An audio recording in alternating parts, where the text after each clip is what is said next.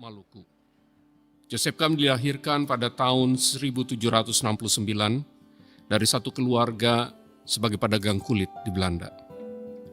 Saat kecil dia hanya bisa menyelesaikan pendidikan rendahnya dan tidak mampu melanjutkan pendidikan yang lebih tinggi karena keadaan ekonomi yang sangat sulit.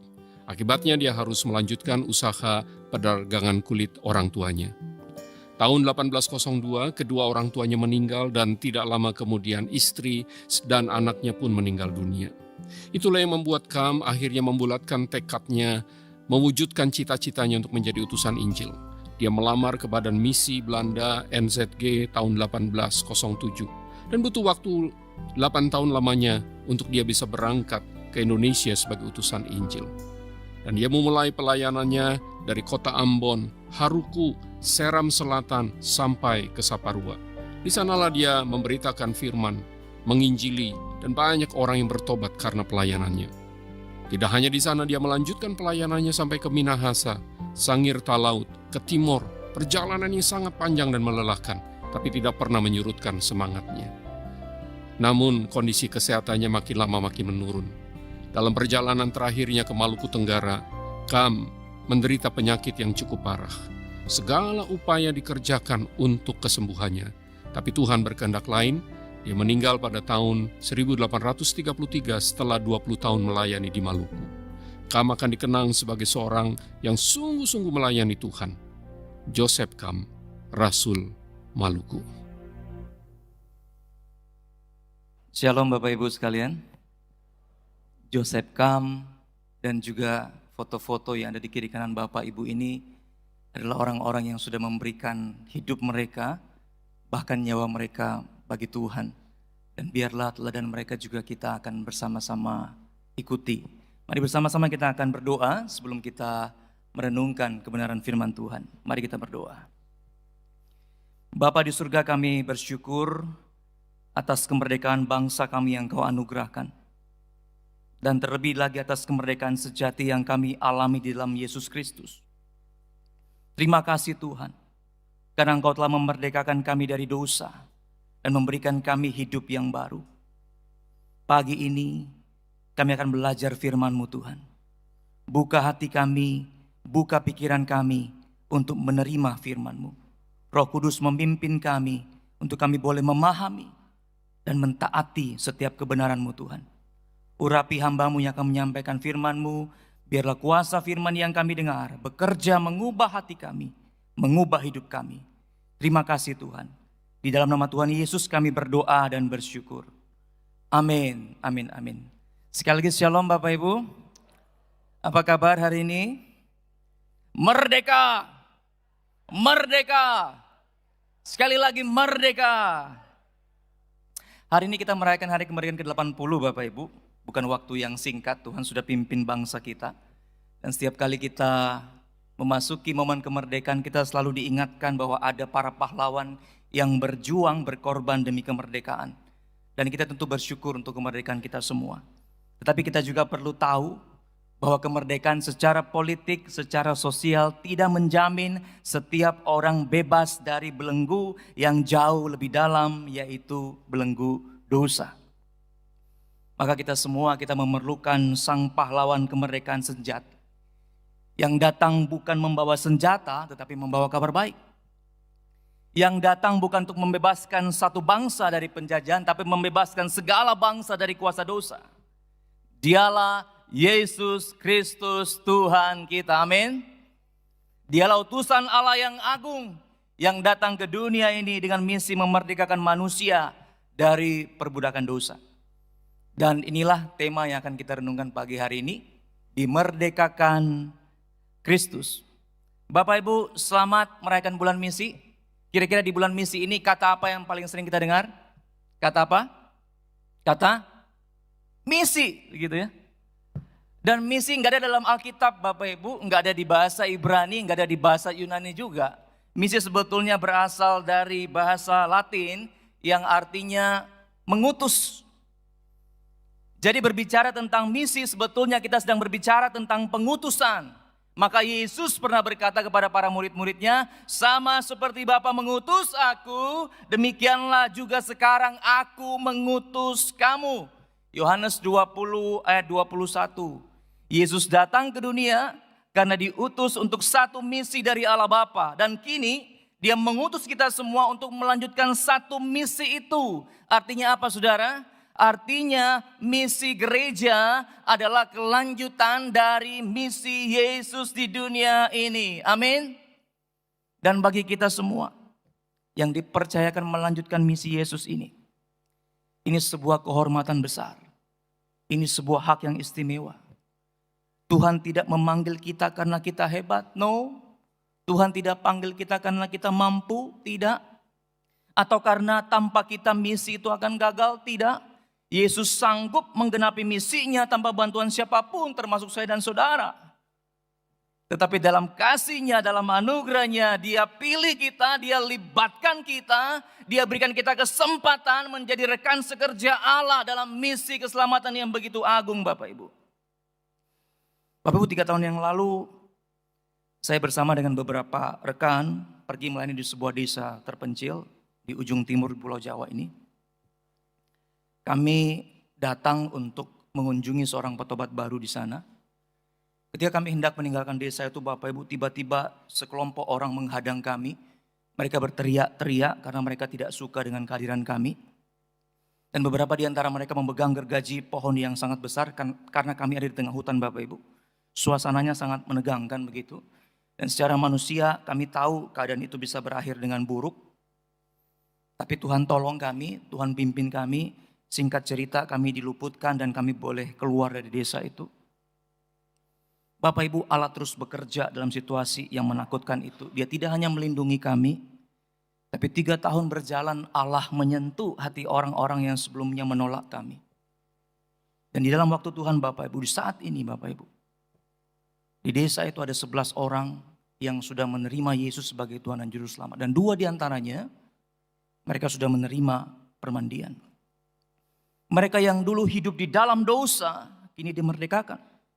Mereka yang dulu hidup jauh dari Allah, membenci Allah, kini mengenal Allah, mengasihi Allah. Itulah kuasa Yesus yang mampu membebaskan, mengubahkan, dan memberikan kita hidup yang baru, Bapak Ibu. Saya mengajak kita untuk membuka satu bagian firman Tuhan yang akan kita renungkan pagi hari dari Injil Lukas, pasal yang keempat, ayat yang ke-17 sampai 19. Gak usah buka Alkitab, di depan sudah ada. Mari bersama-sama baca dengan saya.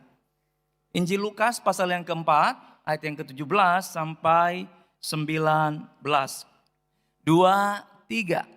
Kepadanya diberikan kitab Nabi Yesaya, dan setelah dibukanya ia menemukan nas di mana ada tertulis, Roh Tuhan ada padaku, oleh sebab ia telah mengurapi aku untuk menyampaikan kabar baik kepada orang-orang miskin.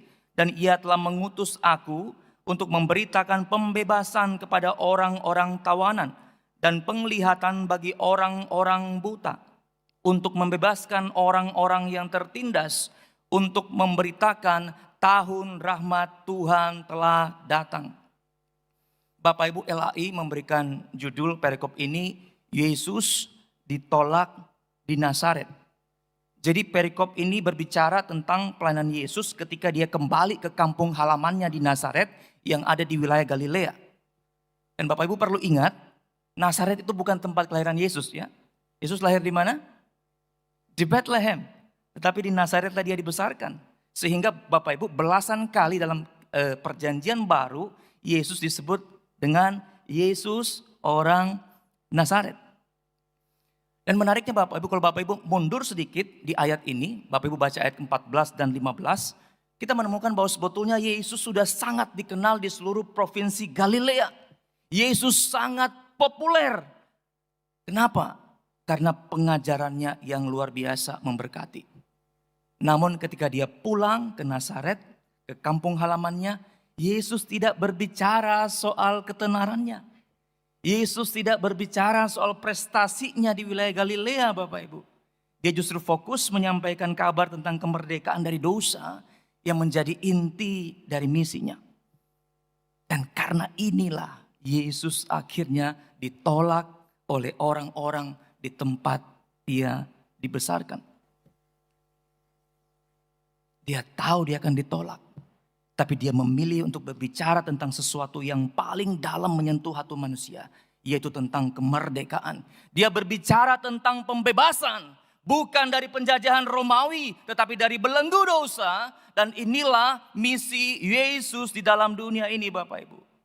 Bapak Ibu, dalam Lukas pasal 4, 17-19 di awal pelayanannya di Nazaret, Yesus langsung mendeklarasikan misinya. Jadi kalau Bapak Ibu bisa pulang membaca secara lengkap, dikisahkan di sana Yesus tuh masuk ke sinagog rumah ibadat pada hari Sabat. Dan sebagai seorang rabi yang sedang berkunjung Bapak Ibu, ada kebiasaan di rumah ibadat untuk memberikan kesempatan kepada rabi tamu itu untuk menyampaikan penjelasan firman Allah. Maka kemudian Yesus berdiri, dia kemudian mulai membacakan firman Allah. Dan sesuai kebiasaan di sinagog Bapak Ibu, biasanya ibadah itu dimulai dengan membaca Shema Yisrael dari Ulangan pasal 6 ayat 4. Ada yang tahu isinya? Ulangan 6 ayat 4. Dengarlah hai orang Israel, Tuhan itu Allah kita, Tuhan itu esa. Lalu kemudian dilanjutkan dengan membaca sebagian dari Taurat.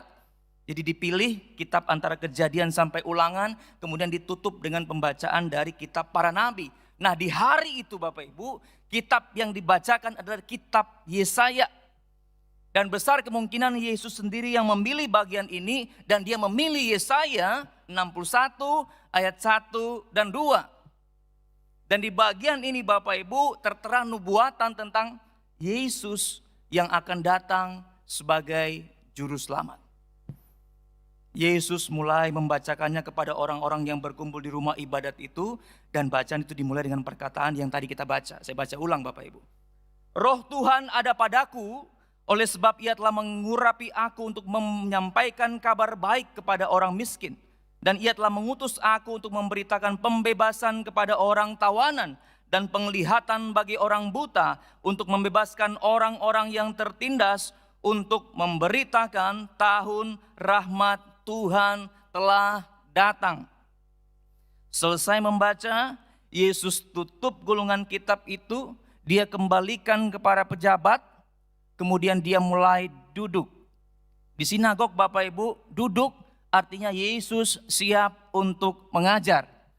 Jadi saat itu suasananya hening, semua mata tertuju kepada Yesus, menunggu apa yang Yesus mau katakan. Lalu Yesus memulai dengan kalimat yang sangat mengejutkan. Bapak Ibu lihat ayat 21.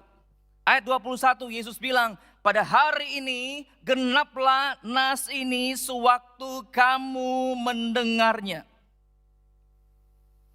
Bapak Ibu, dengan satu kalimat singkat itu Yesus menyatakan bahwa nubuat Yesaya 61 bukan lagi janji yang menunggu penggenapannya. Bukan, tetapi sudah menjadi genap di dalam diri Kristus. Dialah Mesias yang diurapi Allah untuk apa? Untuk membawa kabar baik yang memerdekakan umatnya dari belenggu dosa, memulihkan mereka kepada persekutuan dengan Allah Bapak Ibu. Nah kata genap Bapak Ibu, di dalam bahasa asli bahasa Yunani menggunakan tenses atau bentuk waktu perfect tense. Artinya apa? Dalam konteks ini Bapak Ibu, kata genap itu bukan hanya merujuk pada satu tindakan, tetapi merujuk pada tindakan yang berkelanjutan. Artinya apa? Artinya ketika Yesus mengatakan genaplah nas ini, maka penggenapan itu sudah dimulai sewaktu Yesus hadir dalam dunia ini. Yesus lahir, Yesus bertumbuh dewasa, dibaptiskan, mulai melayani, memberitakan Injil, hingga nanti Yesus mati dan bangkit, dia menggenapkan seluruhnya. Seluruh kehidupan Yesus, khususnya kematian dan kebangkitannya, itulah yang menggenapi seluruh nubuatan di dalam kitab suci. Bapak Ibu, pernyataan ini menegaskan identitas Yesus sebagai penggenap nubuat para nabi dan sekaligus menjelaskan misinya, karya keselamatan yang telah direncanakan Allah sejak kekekalan Bapak Ibu. Jadi ketika Yesus menyatakan dirinya sebagai penggenap nubuat Yesaya, dia juga sekaligus menegaskan bahwa waktu pembebasan telah tiba. Bukan hanya bagi orang Israel secara nasional, tapi bagi semua orang yang percaya kepadanya. Inilah kabar baik yang dibawa oleh Injil. Bahwa kerajaan Allah yang memerdekakan itu sudah hadir dan sudah bekerja melalui Kristus Yesus. Bapak Ibu, nubuatan Yesaya ini bukan hanya memperkenalkan siapa Yesus, tetapi juga mendefinisikan misinya. Dia datang untuk melayani 4 kelompok yang disebutkan di sini. Orang-orang miskin, orang-orang tawanan, orang-orang buta, dan orang-orang tertindas. Dan Yesus mengumumkan tahun rahmat Tuhan telah datang. Bapak Ibu, ini adalah bahasa yang menggemakan tahun Yobel dalam perjanjian lama. Ini adalah sebuah simbol pembebasan dan pemulihan. Dan Bapak Ibu, perkataan Yesus dalam Lukas 4 ayat 18 ini seringkali disalah tafsirkan. Sehingga di dalam gereja itu muncul 2 macam ekstrim. Ekstrim yang pertama Bapak Ibu, misalnya mereka yang pro dengan teologi pembebasan. Mereka akan memahami perkataan Yesus ini hanya sebagai pernyataan politik atau sosial saja. Mereka melihat Yesus semata-mata sebagai seorang pembebas sosial dan politik. Yesus datang untuk apa? Membebaskan orang miskin, memerdekakan orang tertindas, mengubah sistem dunia menjadi lebih adil. Sehingga mereka menganggap misi gereja adalah misi yang bersifat sosial atau politik. Gereja harus fokus meringankan penderitaan sosial. Gereja harus memperjuangkan perubahan politik. Gereja harus menghapuskan ketidakadilan. Bapak Ibu, saya percaya Yesus punya kuasa untuk melakukan semua itu. Amin. Jika dia mau menolong setiap orang miskin, dia pasti sanggup. Jika dia mau menyembuhkan semua orang buta, dia pasti mampu. Jika dia mau membebaskan semua orang yang tertindas, dia pasti bisa. Tetapi bukan itu fokus utama misinya. Memang betul Alkitab mencatat Yesus memberi makan ribuan orang. Tapi ingat Bapak Ibu, hanya 2 kali dicatat dalam kitab Injil. Memang benar Yesus menyembuhkan orang buta, tetapi tidak semua orang buta di Israel disembuhkan. Memang benar Yesus perhatikan orang-orang tertindas, tetapi tidak setiap kasus ketertindasan itu ia hentikan. Kenapa? Karena misi utama Yesus bukanlah pelayanan sosial semata-mata Bapak Ibu. Dia melakukan itu sebagai wujud belas kasihannya. Tetapi tujuan tertingginya adalah membebaskan manusia dari belenggu yang paling mematikan, yaitu dosa. Maka Bapak Ibu, jika gereja salah memahami misi Yesus hanya sebagai pembebasan fisik dan sosial, maka gereja akan kecewa ketika melihat dunia ini masih penuh dengan penderitaan. Lebih parah lagi Bapak Ibu, gereja bisa kehilangan fokus rohaninya dan menjadikan misi hanya sebatas program bantuan sosial. Saya tidak mengatakan bantuan sosial tidak penting. Bantuan sosial penting, gereja dipanggil untuk melakukannya. Tetapi itu bukan inti dari misi Yesus. Ekstrim yang kedua Bapak Ibu. Ada orang-orang yang kemudian memahami perkataan Yesus ini hanya secara spiritual saja. Orang buta artinya orang buta secara rohani. Orang tertindas artinya orang yang tertindas secara rohani. Orang tawanan artinya orang yang tertawan oleh dosa secara batiniah. Akibatnya apa Bapak? Akibatnya mereka yang berpandangan seperti ini, mereka terjebak dengan sikap yang sangat dingin, sangat tidak peduli, dan tidak berbelas kasihan terhadap penderitaan sesama manusia. Maka mereka akan berkata begini, yang penting gereja memberitakan Injil untuk keselamatan jiwa. Urusan fisik, urusan sosial bukan tanggung jawab gereja. Maka Bapak Ibu, pandangan ini, walaupun dia berangkat dari kesadaran akan keselamatan kekal, pada akhirnya akan membuat gereja menutup mata terhadap kesusahan nyata di sekitarnya. Bapak Ibu, Yesaya pasal 61 yang Yesus kutip memang berbicara tentang keselamatan rohani. Itu adalah intinya. Tetapi mengapa Yesus secara spesifik menyebutkan kelompok-kelompok ini Bapak Ibu? Kenapa dia sebutkan tentang orang miskin, orang tawanan, orang buta, orang tertindas? Apakah ini berarti orang kaya nggak perlu keselamatan? Orang yang merdeka nggak perlu keselamatan? Atau penguasa nggak perlu keselamatan? Tentu tidak Bapak Ibu. Penyebutan 4 kelompok ini Bapak Ibu menunjukkan bahwa Injil Yesus Kristus itu memiliki dimensi nyata untuk menjangkau orang-orang yang sering diabaikan. Orang-orang yang sering mengalami ketidakadilan. Orang-orang yang seringkali nggak punya daya untuk menolong diri mereka sendiri, Yesus hadir di sana Bapak Ibu. Karena itu Bapak Ibu, kalau kita hanya memaknai perkataan Yesus ini hanya secara spiritual saja, maka kita akan kehilangan makna penuh dari panggilan ini. Bapak Ibu, bagaimana caranya supaya kita tidak jatuh ke dalam dua ekstrem ini? Yang pertama Bapak Ibu, kita harus memahami bahwa Yesus datang untuk membawa kemerdekaan rohani dari kuasa dosa. Dan ini adalah inti Injil. Di ayat 18 dikatakan apa? Yesus diurapi Allah. Untuk apa Yesus diurapi? Yesus diurapi, satu, untuk menyampaikan kabar baik. Dua, untuk memberitakan kabar pembebasan. Ketiga, untuk memberitakan tahun rahmat Tuhan telah datang. 3 kali misi ini diulang-ulang di Alkitab. Artinya apa? Misi ini sangat-sangat penting. Yesus diurapi untuk memberitakan kabar baik. Yesus diurapi untuk menyampaikan kabar baik. Jadi Bapak Ibu, Yesus itu bukan hanya inti dari berita Injil, tetapi Yesus itu sang pemberita Injil. Apa itu Injil? Apa itu Injil? Injil adalah berita tentang kematian dan kebangkitan Yesus yang memberikan keselamatan bagi orang berdosa. Yesus memang inti dari berita Injil, tapi dia juga pemberita Injil. Makanya Bapak Ibu, sangat ironis hari-hari ini. Ada banyak gereja selalu menekankan khotbah yang gospel center, khotbah yang berpusat pada Injil.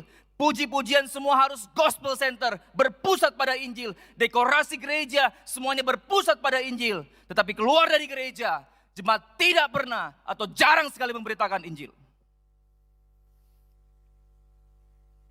Setiap hari Minggu Bapak Ibu, kita selalu merayakan Injil. Haleluya, puji Tuhan. Bersyukur untuk kematian kebangkitan Kristus. Kita bersyukur untuk keselamatan di dalam Injil saudara. Tetapi Senin sampai Sabtu kita tidak pernah punya hati untuk memberitakan Injil. Kita tidak melakukan teladan Yesus untuk memberitakan Injil. Dan ini sangat ironis. Yang kedua Bapak Ibu, untuk tidak terjebak dalam kedua ekstrim tadi, kita harus memahami bahwa Yesus datang untuk memerdekakan manusia dari dosa. Membawa manusia kembali kepada Allah tanpa mengabaikan kebutuhan fisik mereka. Bapak Ibu, tujuan utama kedatangannya adalah menyampaikan kabar baik, memerdekakan jiwa dari kuasa dosa, namun tidak berarti mengabaikan kebutuhan fisik Bapak Ibu. Mesias itu diutus untuk menyampaikan kabar baik, tetapi juga melakukan hal-hal yang baik. Maka tidak kebetulan Bapak Ibu Yesus menyebutkan kategori orang-orang yang secara nyata butuh pertolongan. Yesus sedang menegaskan bahwa Injil yang dia bawa itu harus menyentuh orang-orang yang sering diabaikan oleh masyarakat Bapak Ibu. Sekali lagi Bapak Ibu, Yesus tidak menyembuhkan semua orang buta. Tetapi pada momen tertentu dia menyembuhkan yang buta. Dia tidak memberikan makan kepada semua orang miskin di dunia, tapi dalam momen tertentu dia memberikan makan ribuan orang. Maka kabar baik itu, Injil itu harus diucapkan, tetapi juga diwujudkan dalam tindakan. Maka Bapak Ibu, misi Yesus yang sekarang menjadi misi gereja itu selalu memiliki dua dimensi yang tidak terpisahkan. Yang pertama Bapak Ibu, memproklamasikan Injil keselamatan sebagai inti dan prioritas utama. Tetapi yang kedua yang sama pentingnya adalah mewujudkan kasih Allah secara nyata sebagai buah dari Injil itu. Bapak Ibu, Injil haruslah menjadi Injil yang nyata, yang berbicara kepada orang-orang dalam konteks kehidupan mereka secara nyata. Kalau kita memberitakan bahwa Yesus adalah juru selamat, tetapi kita menutup mata kita kepada orang yang lapar, orang-orang yang kekurangan, orang-orang yang menderita. Kita ini belum sungguh-sungguh ikut teladan Yesus yang bukan hanya memberitakan kabar baik, tetapi juga menunjukkan kasih-Nya lewat perbuatan. Bapak Ibu, misi gereja adalah kelanjutan dari misi Yesus. Kita harus proklamasikan Injil keselamatan. Di sisi lain, kita harus menyatakan kasih Allah sebagai buah dari Injil itu. Ada sebuah hasil riset yang saya mau sampaikan kepada Bapak Ibu sekalian. Bapak Ibu, hasil riset ini dituangkan dalam sebuah buku yang berjudul Otopsi Gereja yang Mati. Jadi di Amerika sana ada banyak gereja yang akhirnya mati dan ditutup Bapak Ibu. Dan Tom Rainer Bapak Ibu, penulis buku ini, dia melakukan analisis atas kasus-kasus nyata dari gereja-gereja yang sudah tutup di Amerika. Dan sebagai kesimpulan Bapak Ibu, Rainer mencantumkan ada 11 tanda gereja yang sedang sekarat. Dan salah satu yang penting saya sampaikan pagi hari ini, yaitu ketika the Great Commission becomes the Great Omission. Ketika amanat agung itu berubah menjadi pengabaian agung, gereja pasti akan mati. Bapak Ibu, amanat agung Yesus Kristus dalam Matius 28 ayat 18 sampai 20 memerintahkan kita dengan jelas, pergi, jadikanlah semua bangsa muridku. Dan itu seharusnya menjadi tugas besar gereja. Tetapi justru menjadi sesuatu yang diabaikan oleh gereja ketika fokus gereja bukan lagi pada misi dan penginjilan. Bapak Ibu, kehilangan fokus pada amanat agung adalah kehilangan yang paling besar dari sebuah gereja. Banyak gereja yang akhirnya mati secara rohani. Karena apa? Karena perlahan-lahan mengabaikan amanat agung sampai akhirnya amanat agung benar-benar lenyap dari kehidupan gereja. Dan gereja akan mati. Ketika gereja hanya sibuk mengurusi urusannya sendiri Bapak Ibu. Ketika gereja hanya hidup untuk dirinya sendiri. Di saat itulah gereja sedang menuju kepada kematian. Gereja yang melupakan panggilan misi. Bukan lagi gereja yang hidup dalam kuasa Kristus. Bapak Ibu, Yesus memulai pelayanan di Nazaret dengan mendeklarasikan kemerdekaan dan pembebasan bagi dunia. Itu bukan sekedar khotbah 2000 tahun yang lalu. Itu adalah misi hidup Yesus. Dan sekarang misi itu dipercayakan kepada kita. Jika misi Yesus sekarang dipercayakan kepada kita, maka pertanyaannya adalah bagaimana kita merespon panggilan tersebut dalam tindakan nyata Bapak Ibu. Bapak Ibu lihat lingkaran di atas. Apa yang bisa kita lakukan? Yang pertama, engkau harus mendoakan orang-orang yang belum percaya. Pray. Yang kedua, engkau harus memperhatikan orang-orang yang tadi engkau doakan. Care. Dan yang terakhir, engkau harus memberitakan Injil kepada mereka yang sudah kita doakan, yang sudah kita perhatikan. Share. Pray, care, share. Bilang sama kiri kanannya. Pray, care, share. Pray. Kalau engkau mau memberitakan Injil, mulailah dengan berdoa. Kenapa harus berdoa? Karena doa adalah pengakuan bahwa hanya Allah yang dapat mengubah hati seseorang meresponi Injil Bapak Ibu. Engkau harus berdoa. Dan untuk berdoa Bapak Ibu, saya memberikan saran kepada Bapak Ibu. Mulailah buat daftar nama. 1, 2, 3 daftar nama orang-orang yang belum percaya dari keluarga kita, tetangga kita, teman kerja kita. Doakan mereka sungguh-sungguh. Waktu engkau berdoa bagi mereka, minta Tuhan berkati orang-orang ini. Doakan mereka bukan hanya kebutuhan rohani mereka, tapi juga doakan agar Tuhan memberkati kebutuhan mereka sehari-hari. Dan terakhir mintalah kepada Tuhan supaya Tuhan buka kesempatan untuk berbicara kepada mereka. Sambil engkau berdoa, engkau mulai perhatikan mereka. Engkau tunjukkan kepedulian yang nyata kepada mereka Bapak Ibu. Kalau mereka ulang tahun, kirimlah WhatsApp kepada mereka. Kalau mereka sakit, kunjungilah mereka. Kalau mereka sedang butuh bantuan, bantulah mereka. Kalau mereka butuh didengar, berikanlah waktu untuk mendengarkan pergumulan mereka. Bapak Ibu, perhatian ini bukan soal strategi semata-mata Bapak Ibu. Tapi inilah wujud kasih Kristus yang mengalir dalam hati kita. Setelah engkau berdoa, engkau memperhatikan mereka. Engkau harus mengambil langkah iman untuk membagikan Injil.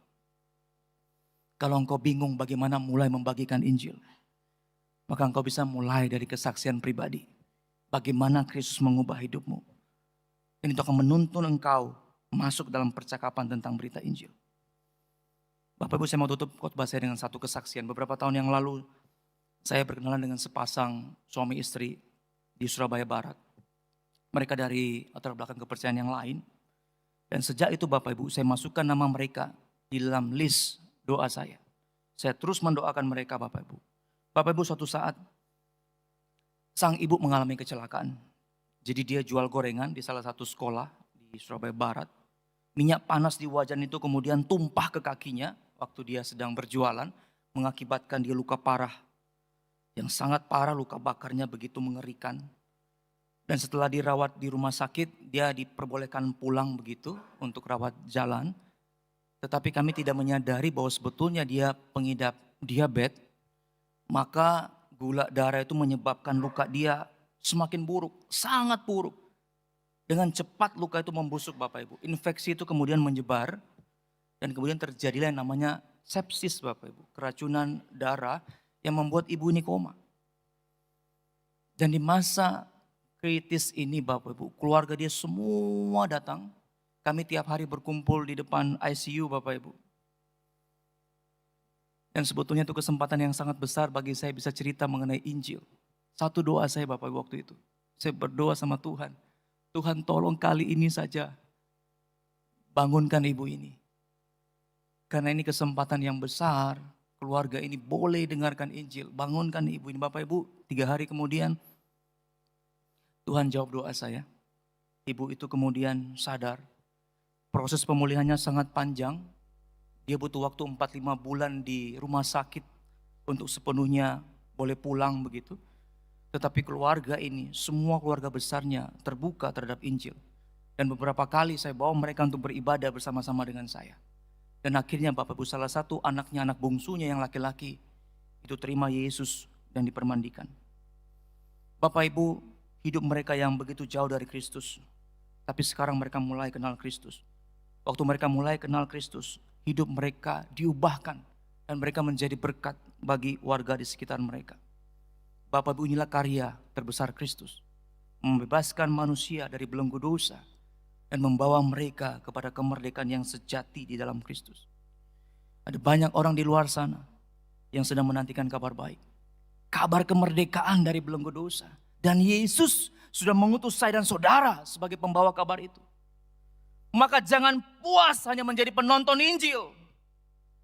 Kita tidak dipanggil untuk duduk nyaman di bangku gereja mengagumi Injil dari jauh Bapak Ibu. Tidak. Kita dipanggil untuk menjadi utusannya. Maka mulailah hari ini berdoa bagi mereka yang belum percaya. Mulailah hari ini tunjukkan perhatianmu kepada mereka. Dan mulai hari ini beranilah membagikan Injil. Dan percayalah Bapak Ibu, ketika engkau melangkah keluar, Roh Allah yang sama yang mengurapi Yesus akan bekerja melalui kita. Menjadikan kita semua alat pembebasan bagi banyak orang. Maka Bapak Ibu, maukah Bapak Ibu memberi diri untuk dipakai Tuhan menjadi alat pembebasan bagi mereka yang belum percaya? Mari kita berdoa. Tuhan Yesus, terima kasih untuk firman-Mu hari ini. Kami bersyukur Engkau telah memerdekakan kami dari dosa. Engkau telah memberi kami hidup yang baru. Tetapi kami sadar kemerdekaan ini bukan untuk kami simpan bagi diri kami sendiri. Tetapi untuk kami bawa keluar. Supaya banyak orang mengenal Engkau. Utuslah kami Tuhan. Sebagai saksi-Mu yang setia kemanapun Engkau menempatkan kami. Di rumah kami, di tempat kerja kami, di komunitas kami, bahkan sampai ke ujung-ujung bumi. Roh Kudus, pimpin setiap langkah kami. Berikan kami keberanian untuk bersaksi. Berikan kami hikmat untuk berbicara. Dan berikan kami kasih untuk melayani. Agar hidup kami menjadi saluran kabar baik bagi dunia yang gelap ini. Di dalam nama Tuhan Yesus kami berdoa dan bersyukur. Amin. Amin. Amin.